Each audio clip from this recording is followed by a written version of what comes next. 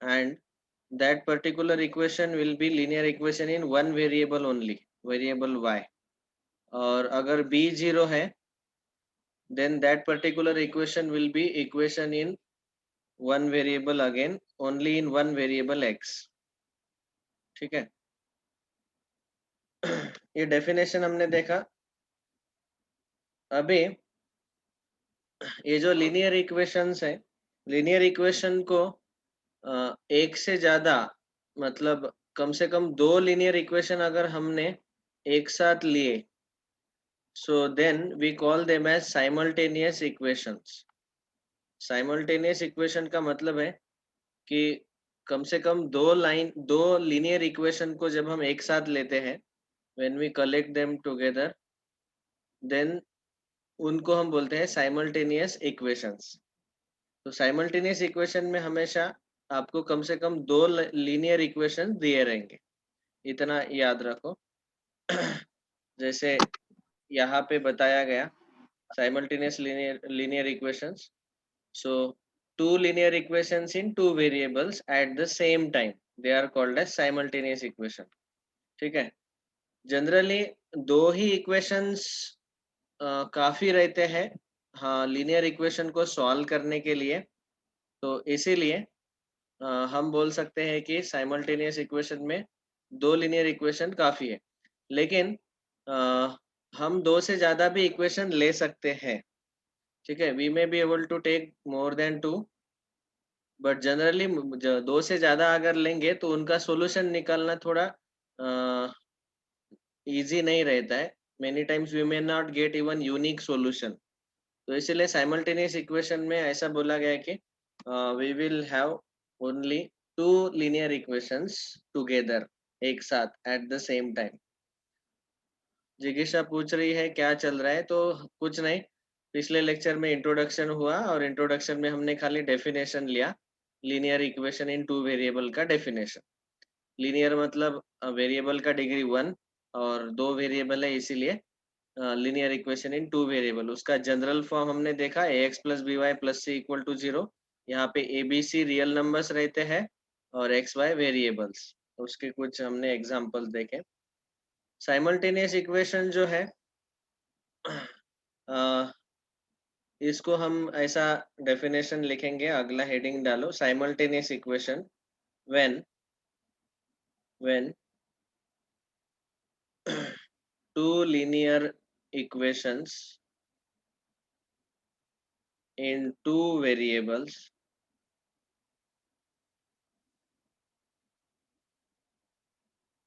are taken at the same time, then they are called as simultaneous equations.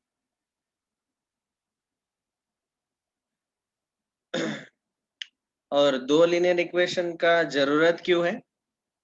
To find out the solution. तो इसीलिए अभी जो अगला question है हमारा, solve the following simultaneous equations, मतलब आपको दो लीनियर इक्वेशंस दिए रहेंगे और उनको हमें सॉल्व करना है. सॉल्व करना है मतलब एक्स और वाई के ऐसे वैल्यूज फाइंड करने हैं जो दोनों इक्वेशन को सेटिस्फाई करेंगे.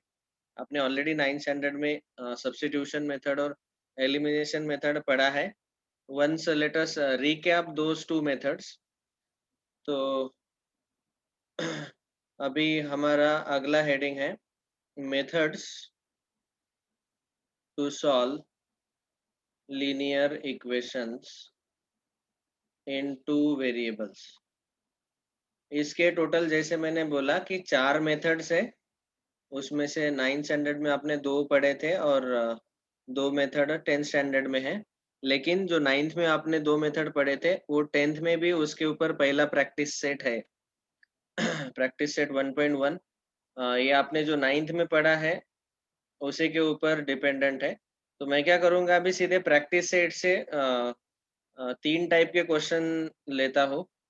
उस तीन टाइप के क्वेश्चन ही इस प्रैक्टिस सेट में है. मतलब एक क्वेश्चन हम सब्स्टिट्यूशन मेथड से सॉल्व करेंगे, एक क्वेश्चन एलिमिनेशन मेथड से सॉल्व करेंगे और एक क्वेश्चन ये स्पेशल मेथड है जिसमें 99x plus 101y 10x plus 99y, इसमें कोएफिशिएंट जो है x और y का दोनों इक्वेशन में क्या हुआ है, एक्सचेंज हुआ है। तो ऐसे वाले का एक स्पेशल मेथड है। तो ये 3 टाइप के क्वेश्चन इस पर्टिकुलर प्रैक्टिस सेट में है। वैसे देखा जाए तो यहाँ पे क्वेश्चन में हमें ऐसा ही बोला गया है कि solve the following simultaneous equations. तो जब ऐसा बोला जाता है सॉल्व, तो आप चूज करो खुद whether you want to solve by substitution method और elimination method, whichever is easier for you. आपको जो इजी लगता है उस मेथड से आप सॉल्व कर सकते हो। ठीक है। प्रैक्टिस सेट में जो पहला क्वेश्चन है उसमें उन्होंने एलिमिनेशन मेथड से एक क्वेश्चन सॉल्व करके दिखाया है। That also we will go through once. तो पहला हमारा मेथड है पहले सब्स्टिट्यूशन मेथड।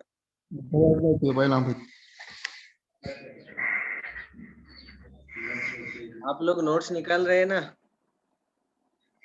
Yes sir. हाँ, yes sir. Properly write down, ताकि रिवीजन करते वक्त वो सिस्टमेटिक समझ में आएगा। क्योंकि 9th और 10 का दोनों मिला के कंबाइन ये नोट्स निकाल के दे रहा हूँ मैं। ओके। अभी सब्स्टिट्यूशन मेथड का हम डायरेक्टली एग्जांपल लेके ही सॉल्व करेंगे। तो यहाँ से मैं एक एग्जांपल लेता हूँ। Let us take question number 5। 5th question हम सॉल्व करेंगे। यहाँ पे एग्जांपल जो है वो है practice set 1.1 question number first second का 5th, क्वेश्चन 2 का 5th। ठीक है। वैसे बुक में भी सॉल्व एग्जांपल है, लेकिन प्रैक्टिस सेट से अगर क्लास में ले लिया तो आपका 1-2 क्वेश्चन कम हो जाएगा। बाकी के आपको होमवर्क आज सॉल्व करने हैं। बचे हुए क्वेश्चन जो क्लास में हम ले रहे वो तो क्लास में लिखे ही जाएंगे नोटबुक में। चलो, तो ये क्वेश्चन है solve the following simultaneous equation and we are going to solve by substitution method first. तो इक्वेशन दिया है 5x plus 2y is equal to -3 and second equation is x plus 5y is equal to 4। ठीक है। अभी हम substitution method से solve कर रहे हैं। तो सबसे पहला स्टेप नंबर 1, हमेशा दिए हुए दोनों इक्वेशन को ऐसा लिखो 5x plus 2y equal to -3, से इट एज इक्वेशन नंबर 1। दूसरा जो इक्वेशन है x plus 5y is equal to 4, इसको बोलो इक्वेशन नंबर 2। ठीक है। ये पहला स्टेप। पहले स्टेप में आपको खाली नंबरिंग करना है, इक्वेशन 1, इक्वेशन 2। अभी कोई भी सब्स्टिट्यूशन मेथड में हम क्या करते हैं कि कोई भी एक इक्वेशन का यूज करके दूसरे इक्वेशन को हम linear equation in one variable में कन्वर्ट करते हैं। क्योंकि हमने 8th स्टैंडर्ड में पहले से पढ़ा है कि linear equation in one variable हम इजीली सॉल्व कर सकते हैं। जैसे ऐसा अगर क्वेश्चन है x plus 5 is equal to 10, तो हम सीधा सीधा x equal to 10 minus 5 x equal to 5 आसानी से एक वेरिएबल वाला इक्वेशन सॉल्व हो जाता है। ठीक है। तो लेकिन यहाँ पे ये 2 वेरिएबल में है, तो हमारा गोल यही है कि first we will try to convert them into equation in one variable. और कैसे कन्वर्ट करेंगे, तो उसमें से कोई भी एक इक्वेशन का यूज करके दूसरे इक्वेशन में वैल्यू सब्स्टिट्यूट करेंगे। तो अभी यहाँ पे सेकंड इक्वेशन जो दिया हुआ है वो है x plus 5y is equal to 4। यहाँ पे हम x इज इक्वल टू लिखेंगे 4 माइनस 5y। हम क्या कर रहे हैं अभी, कोई भी एक इक्वेशन हमने उठाया सेकंड इक्वेशन। सेकंड इक्वेशन में मैंने एक वेरिएबल x का value in terms of y निकाला, और ये जो y in terms of y x का वैल्यू निकाला उसको हम सब्स्टिट्यूट करेंगे इक्वेशन 1 में। इसको इक्वेशन 2 में ही मत सब्स्टिट्यूट करो, ये इक्वेशन 2 से ही हमने x का वैल्यू निकाला है, इसको डालना है दूसरे वाले इक्वेशन में, equation 1। So put this x equal to 4 minus 5 is y 4 minus 5y in equation 1। और यहाँ पे हमारे बुक में put इस वर्ड के जगह यूज किया है substitute। x equal to 4 minus 5y substitute बोलो या फिर put बोलो, दोनों का मीनिंग एक ही है, लेकिन हम वर्ड यूज करेंगे substitute in equation 1। पहले इक्वेशन में x का वैल्यू 4 माइनस 5y ये सब्स्टिट्यूट करो, दैट इज स्टेप नंबर 2। तो फिर अभी स्टेप नंबर 3 में हम ये वैल्यू सब्स्टिट्यूट करेंगे, तो इक्वेशन 1 विल बिकम, इक्वेशन 1 में 1 दिया हुआ है 5x plus 2y equal to -3, x के जगह हमें सब्स्टिट्यूट करना है 5 इंटू एक्स है, तो 5 इंटू 4 माइनस 5y, क्योंकि x का वैल्यू हमें ये मिला है, plus 2y is equal to -3। अभी यहाँ देख के समझ में आ रहा है कि ये equation in one variable y में हुआ है, बस इसको सॉल्व करके हमें y का वैल्यू मिल जाएगा। सो 5 4 जा 20 -25y plus 2y is equal to -3, -25y plus 2y, y वाले सारे एक साथ जोड़ दो, सो -23y इज इक्वल टू -3 -20, 20 को राइट में शिफ्ट कर दिया तो वो -20 हो जाएगा, -23y is equal to -23, y is equal to 1। अभी ये जो y का वैल्यू 1 मिला, ये वैल्यू आप चाहे इक्वेशन 1 में डालो, इक्वेशन 2 में डालो, या फिर सीधा यहाँ पे डाल दो। ओके, इन तीनों में से कहीं पे भी डालेंगे, हमें अल्टीमेटली x का वैल्यू चाहिए अभी, तो यहाँ पे सीधे सब्स्टिट्यूट करेंगे हम x equal to 4 minus 5y में। तो वो है स्टेप नंबर 4। स्टेप नंबर 4 में हम लिखेंगे we have x is equal to 4 minus 5y and y का वैल्यू 1 है, therefore x is equal to 4 minus 5 into 1, that is 4 minus 5, x is equal to -1। ठीक है, और फाइनली लास्ट स्टेप में हमें क्या कैसे आंसर लिखना है, देखो हमेशा ऐसे लिखा है, solution is x, y in bracket is equal to जो भी आंसर आया यहाँ पे लिखना है, तो ऐसे लिखेंगे हम, therefore solution is in bracket x, y, x coordinate y coordinate जैसे लिखते हैं, इज इक्वल टू -1, y का value 1। So this is our final answer, x का वैल्यू -1, y का वैल्यू 1। इस चैप्टर में आपको कभी भी 0 मार्क्स नहीं मिल सकते, क्योंकि हम इसको क्रॉस चेक भी कर सकते हैं। तो ये रफ में आप क्या करना, क्रॉस चेक कर लेना कि आपके आंसर करेक्ट है क्या। स्पेशली ये दो चैप्टर जो है, पहले दो चैप्टर हमारे सिलेबस के, linear equation in two variables और क्वाड्रेटिक इक्वेशन, इन दोनों चैप्टर में फाइनल आंसर हम क्रॉस चेक कर सकते हैं। तो इसका मतलब इस चैप्टर, इन दोनों में आपको 100% मार्क्स मिलेंगे। हर बार क्रॉस चेक करके देखने का हमारा आंसर करेक्ट है कि नहीं है, रफ में करने का ये। तो -1 अगर हमने पहले इक्वेशन में सब्स्टिट्यूट किया, तो x का वैल्यू ओरली कर लेते हैं हम, यहाँ -1 डाला तो ये -5 आएगा, और 2 1 जा 2, -5 प्लस 2 -3 आ रहा है आंसर, मतलब ये करेक्ट है। x के जगह -1 यहाँ पे सेकंड इक्वेशन में डाला, और y के जगह 1 डाला, तो -1 प्लस 5, 5 -1 4 आएगा, तो आंसर मैच हो रहा है। मतलब x और y का वैल्यू डालने के बाद LHS और RHS इक्वल आ रहे हैं। तो ये 4 सर स्टेप मेथड। हाँ बोलो। सर स्टेप 2 में हम कौन सा भी इक्वेशन ले सकते हैं ना, फर्स्ट और सेकंड में? Yes, it depends on us which equation to take. मैंने सेकंड इक्वेशन ही क्यों लिया यहाँ पे, क्योंकि यहाँ पे इंडिविजुअल एक x ही दिया था, तो वहाँ पे x का वैल्यू इजीली निकालना आसान था, इसीलिए हमने सेकंड लिया। वहाँ पे आप फर्स्ट इक्वेशन ले लो तो भी चलेगा, ठीक है। ओके लेकिन सर। सब्स्टिट्यूट करते वक्त दूसरे वाले इक्वेशन में डालना है, जैसे इक्वेशन 2 को हमने लिया और सब्स्टिट्यूट इक्वेशन 1 में किया x का वैल्यू, तो दूसरे वाले इक्वेशन में सब्स्टिट्यूट करो, उसी इक्वेशन में मत डालो। Okay sir. चलो, तो ये हुआ पहला method, substitution method. Has everyone understood? Already 9th में हो चुका है आपका। Yes, sir, understood. Yes, sir. Okay, तो ये लिख लो अभी step by step quickly. Shall I give time to write down, या फिर स्क्रीनशॉट लेंगे आप? Sir, time दो sir. Sir, wait, sir. लिखो लिखो, आराम अच्छे से लिखो, थोड़ा फास्ट लिखो।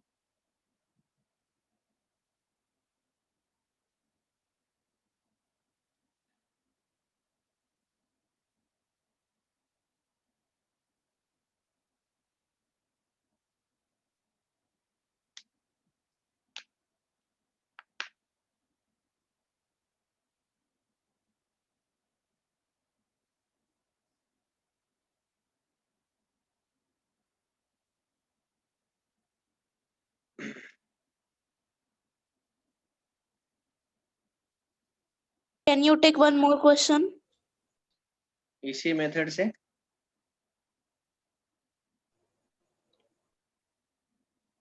Yes, sir. Okay. You can tell me which question to take. 6th one, sir. ठीक है. Yes, sir. क्वेश्चन नंबर 6 तो नए पेज पे लेते हैं.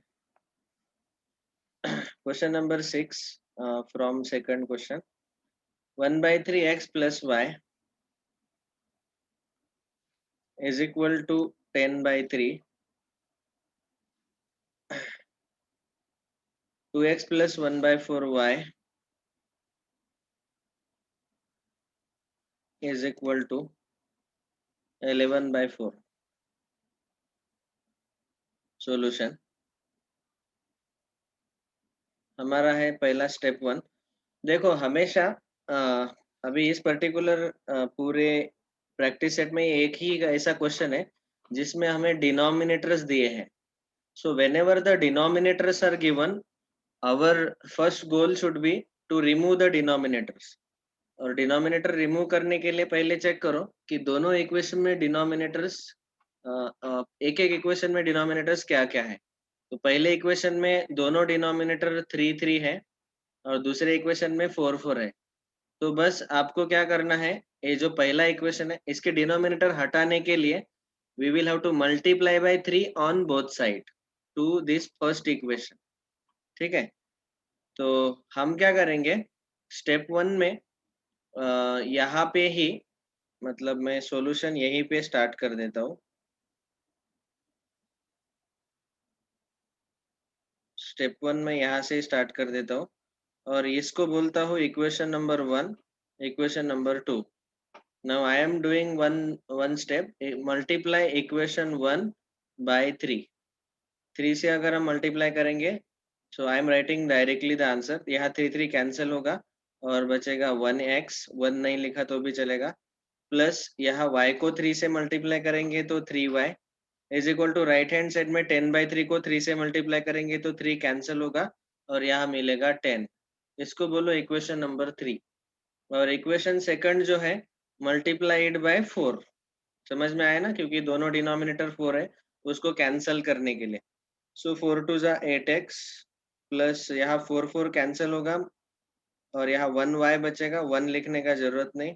और यहाँ इस टर्म को 4 से मल्टीप्लाई करेंगे तो 4 cancel 11. This is equation number 4. इतना सबको समझ में आया? Yes, sir. हाँ. तो Yes, sir. स्टेप 1 में हमें ये दो इक्वेशन मिल गए, उसको हमने नंबरिंग कर दिया. अभी नंबरिंग उनका 3 4 है तो हमें इक्वेशन 3 और इक्वेशन 4 सॉल्व करना है. That's all.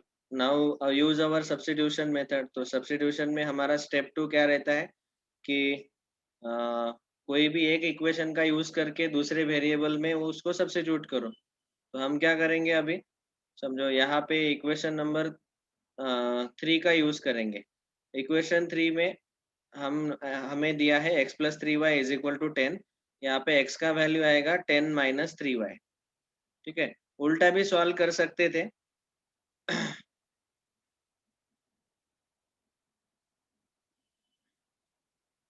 देखो उत्कर्ष, जब भी कोई भी इक्वेशन में डिनोमिनेटर्स अगर रहते हैं तो उनको रिमूव करना हमारा गोल है. तो पहला जो इक्वेशन है उसमें 3 डिनोमिनेटर था, so we will have to multiply by 3 on both side. Actually मैंने यहाँ पे ऐसा वर्ड में लिखा नहीं, इसीलिए आपको थोड़ा मुश्किल जा रहा होगा. तो मैंने क्या किया, इक्वेशन 1 को 3 से मल्टीप्लाई किया and when we multiply by 3, वो एक्चुअल मल्टीप्लिकेशन यहाँ अगर दिखाता हो तो 1/3x into 3 plus 3 into Y plus 3 into is equal to 3 into 10/3. तो यहाँ 3 कैंसल, यहाँ 3 कैंसल और बचेगा x plus 3y is equal to 10. तो वही हमने डायरेक्टली लिख लिया इक्वेशन नंबर 3. समझ में आया? और यहाँ दोनों डिनोमिनेटर 4 थे इसीलिए यहाँ पे 4 से मल्टीप्लाई किया. तो 4 2 जा 8x, यहाँ 4 कैंसिल होके y बचेगा, यहाँ 4 कैंसिल होके 11 बचेगा. इज इट क्लियर उत्कर्ष? उत्कर्ष है कि कौन? फिर हमने इक्वेशन 3 लिया, उसमें x का वैल्यू 10 minus 3y लिया substitute in equation 4. इक्वेशन 3 का यूज करके जो x का वैल्यू लिया y के टर्म्स में, उसको हमें सब्स्टिट्यूट करना है इक्वेशन 4 में. तो अगले स्टेप में हम स्टेप नंबर 3 में हम सब्स्टिट्यूशन करते हैं. तो इक्वेशन 4 विल बिकम, 4 पहले लिख लो, 8x plus Y is equal to 11. यहाँ पे 8 इंटू एक्स है, x का वैल्यू 10 माइनस 3y, यहाँ पे सब्स्टिट्यूट कर दो. अभी इक्वेशन इन वन वेरिएबल बन गया ये. अभी इसको सॉल्व करो. 8 10 जा 80, 8 into minus 3 minus 24y plus y is equal to 11. y वाले दोनों टर्म एक साइड रखो और नंबर को एक साइड शिफ्ट करो. तो 80 को हमने राइट में शिफ्ट कर दिया, माइनस 80 हो जाएगा. उसके बाद minus 24y plus y minus 23y is equal to 11 minus 80. तो पहले 80 माइनस 11 करके आंसर का साइन नेगेटिव देना पड़ेगा. तो वो कितना आएगा 69. और यहाँ माइनस 23 से डिवाइड करेंगे तो y इज इक्वल टू 3. और y इक्वल टू 3 जो वैल्यू मिला हमें, वो उसको सब्स्टिट्यूट करो in this particular x equal to 10 minus 3y में. तो यहाँ नहीं लिखा तो भी चलेगा, ऐसा लिखेंगे हम आगे. वी हैव, अगला step number 4, we have x is equal to 10 minus 3y. So x is equal to 10 minus 3 into 3, that is 10 minus 9. So x is equal to 1. Therefore solution is x comma y equal to 1 comma 3. आप अभी cross check कर लेना खुद, ये लिखना नहीं, ये rough में करना है क्रॉस चेक. तो पहले इक्वेशन में, तीसरा इक्वेशन है, तीसरे इक्वेशन में अगर 1 और 3 डाला हमने x के और y की जगह, तो आ जाएगा 1 प्लस 3 3 जा 9, 1 प्लस 9 10, मतलब सेटिस्फाई हो रहा है. और यहाँ 1 डाला तो 8 1 जा 8 प्लस 3 11. तो बिल्कुल करेक्ट है हमारा answer. So this is our final answer. समझ में आया सबको? Yes, sir. Understand. किसी को कोई डाउट? Yes. उत्कर्ष, जैसे ही आप क्वेश्चन पूछते हो ना, एक कौन है, उसके बाद जब मैं जवाब देता हूँ तो यस या नो नो बोलने का. आपने जो बोला है प्लीज रिपीट. तो रिपीट करने के बाद आपको समझा कि नहीं, हाँ या ना बोला करो, वहाँ पे चैट में लिखो, तो मुझे समझ में आएगा.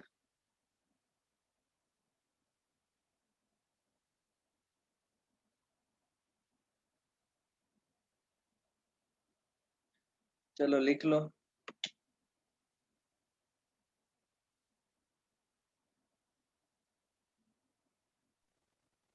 नहीं कोई प्रॉब्लम नहीं, माइक काम नहीं कर रहा है तो चैट में लिखने का. समझ में आया क्या जब मैंने पूछा? तो यस बोलो या नो बोलो, चैट में लिखो यस और नो. कौन कौन आया है रे? आंचल चौहान, वेरी नाइस. कंटिन्यूटी है. मुझे लगा पहली बार आई है तो कंटिन्यू नहीं करेगी, लेकिन कंटिन्यू है.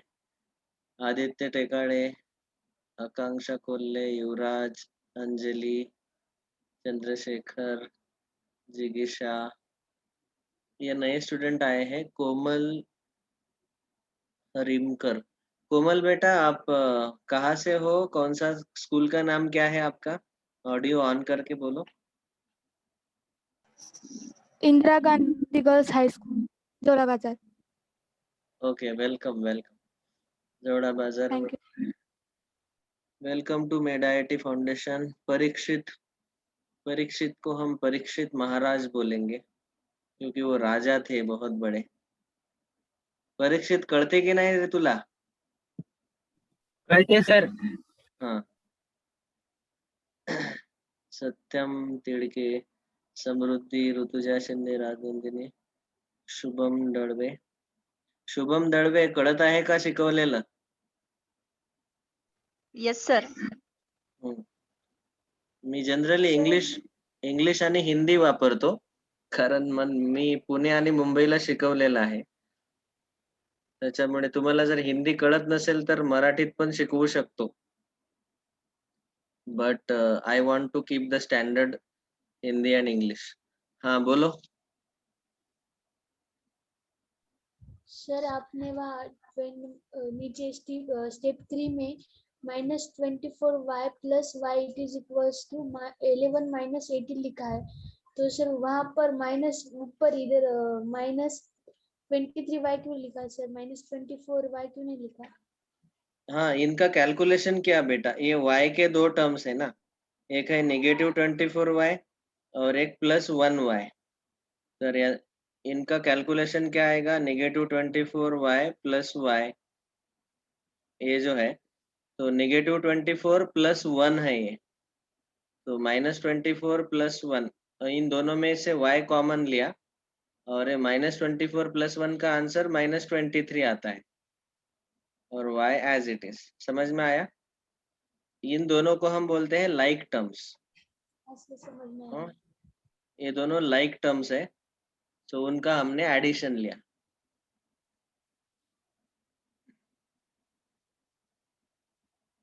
जैसे ये दोनों नंबर्स है, तो नंबर का हमने यहाँ पे सब्ट्रैक्शन लिया, तो इन दोनों का एडिशन लिया.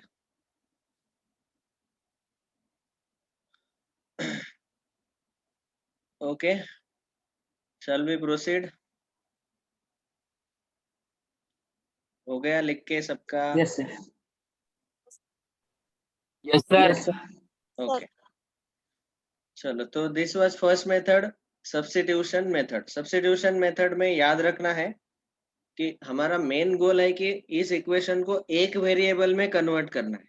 जैसे हमने इस इक्वेशन में वेरिएबल y को ही रखा, तो कैसे किया वो, सब्स्टिट्यूट करके. एक x का वैल्यू हमने सब्स्टिट्यूट किया, कोई एक इक्वेशन में से दूसरे इक्वेशन में x का वैल्यू सब्स्टिट्यूट करके डाल के, तो हमें y का वैल्यू मिल जाता है, और वो y का वैल्यू यहाँ में x में यहाँ y के जगह डालने के बाद x का वैल्यू भी मिल जाता है. Now next method number 2, that is called as elimination method.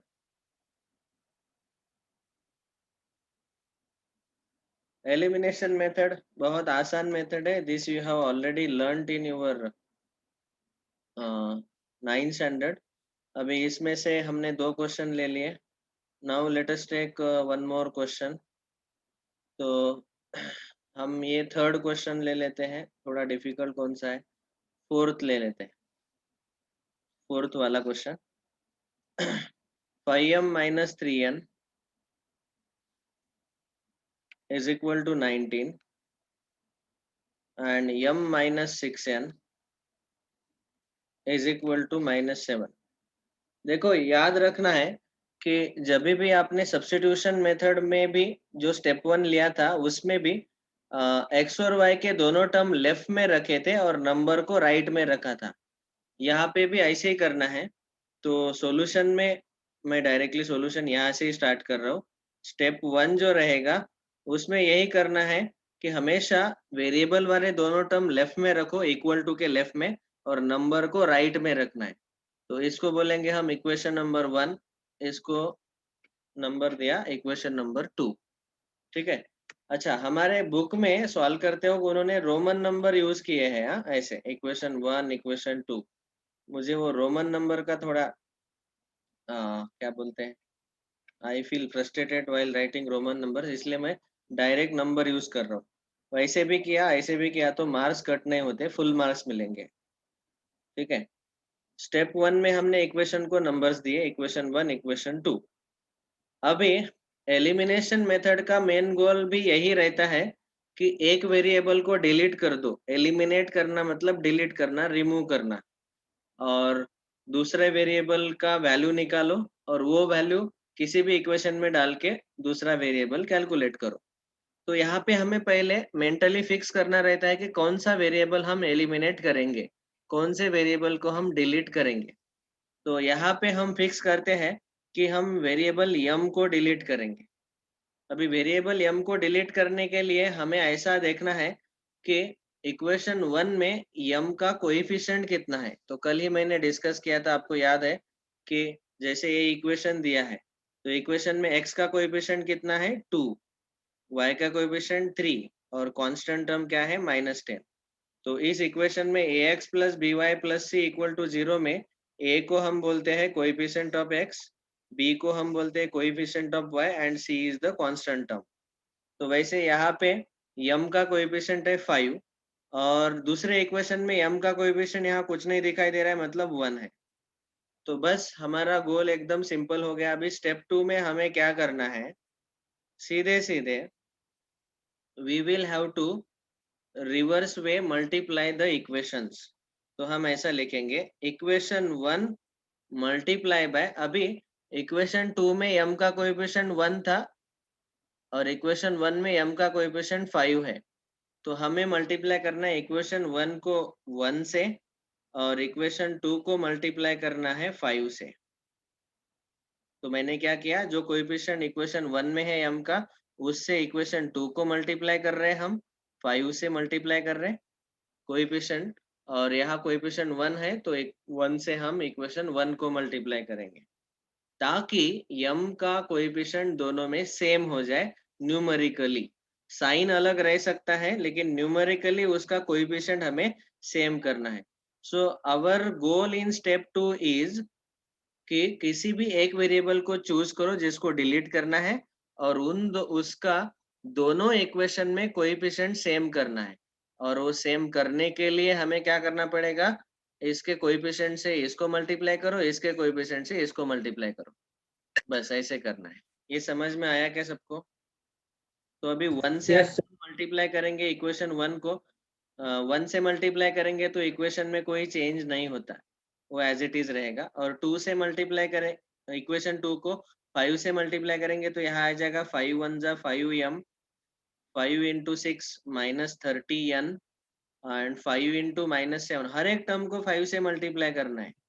Okay 6 को 5 6 जा -30, 5 7 जा 35 इज इक्वल टू -35। जो आंसर मिलते हैं इनको बोलो इक्वेशन 3 एंड इक्वेशन 4।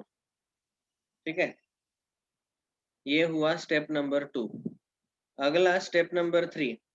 अभी अगर इन दोनों इक्वेशन में कोएफिशिएंट का साइन सेम है तो ये जो इक्वेशन 3 और इक्वेशन 4 है इनको हमें सब्ट्रैक्ट करना पड़ेगा। और इनका साइन अगर अलग अलग रहता, एक पॉजिटिव 5m और एक निगेटिव 5m रहता, तो फिर हमें उनको सीधा ऐड करना रहता। Now here we have to subtract. तो हम लिखेंगे सब्ट्रैक्ट इक्वेशन 4 फ्रॉम इक्वेशन 3। तो इक्वेशन 3 हम पहले लिख लेंगे यहाँ पे, 5m minus 3n is equal to 19, 5m minus 30n is equal to -35। इन दोनों, ये हुआ इक्वेशन नंबर 4। दोनों का लेना है हमें सब्ट्रैक्शन। सब्ट्रैक्शन लेते वक्त हम सेकंड इक्वेशन का साइन चेंज करते हैं, ये -5m होगा, ये +30m होगा n होगा और ये +35 होगा। तो 5m minus 5m 0, वो नहीं लिखा तो भी चलेगा। -3n प्लस 30n, 30 को पॉजिटिव लेना है, जो मैंने राउंड किया वो साइन लेना है। तो 30m minus 30n minus 3n, 30 minus 3 27n, और ये 35 को प्लस लेना है तो पॉजिटिव 35 प्लस 19। तो 19 प्लस 35, 9 प्लस 5 14 कैरी 1, 4 प्लस 1 5 54। बस अभी दोनों साइड 27 से डिवाइड करो तो ये आ जाएगा 54/27 इज इक्वल टू 2। ठीक है, सो हम यहाँ पे लिखेंगे therefore n is equal to 2। जो n का वैल्यू मिला 2, वो किसी भी इक्वेशन में सब्स्टिट्यूट करो, पुट इन। अभी जो भी सिंपल इक्वेशन लग रहा है मैं सेकंड इक्वेशन में सब्स्टिट्यूट करता हूँ। आप चाहे 1 में पुट करो, 2 में, 3 में या 4 में, कोई भी एक इक्वेशन में आप सब्स्टिट्यूट कर सकते हैं। तो ये हुआ हमारा आखिरी का स्टेप नंबर 4। सब्स्टिट्यूट करना है n का वैल्यू कोई भी इक्वेशन में। तो सेकंड इक्वेशन में सब्स्टिट्यूट कर रहे हैं, m minus 6 into 2 is equal to -7। n का वैल्यू 2 मैंने डाल दिया। m minus 12 is equal to -7, m is equal to -7 plus 12, 12 को राइट में शिफ्ट करेंगे तो प्लस होगा। So m is equal to 5। Okay, therefore solution is m comma n is equal to 5, 2। Cross check आप खुद कर लेना। समझ में आया सबको? Yes, sir. किसी स्टेप में कोई डाउट? No sir. चलो लिखो। अच्छा स्क्रीनशॉट ले लो, 1 ही मिनट बचा है। और आज का होमवर्क है प्रैक्टिस सेट 1.1। सारे क्वेश्चन सॉल्व करो। आपको जो मेथड पसंद है उससे, जो मेथड आपको सिंपल जाता है उस मेथड से सॉल्व करो। ठीक है, तो मंडे को हम डाउट्स डिस्कस करेंगे अगर आपको कुछ है तो। Thank you all.